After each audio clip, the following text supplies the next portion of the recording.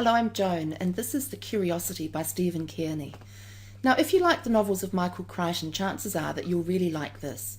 It's the story of a scientific expedition which is up in the Arctic collecting small frozen dead life forms which they take back to a lab and reanimate, and in that way explore some scientific principles, when they come across a big chunk of ice in the middle of which is a man who fell overboard from a boat back in 1906 and has been floating around in the Arctic ever since. Now, of course, these keen scientists take him back to the lab and see what they can do. They manage to reanimate him, surprise, surprise.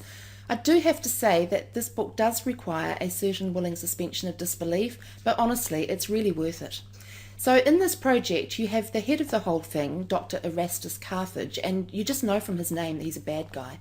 Then you've got Dr. Kate Philo, who is running the project, and she helps to reanimate Jeremiah Rice, who was a judge who fell overboard back in 1906.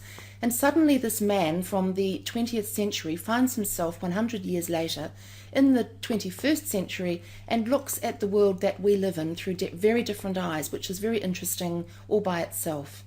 Of course, the sustainability of reanimation is not yet fully developed, and as his life starts to ebb away, Kate's relationship with him gets even more interesting, and I'm not going to tell you what happened because you really need to read it for yourselves. It's great.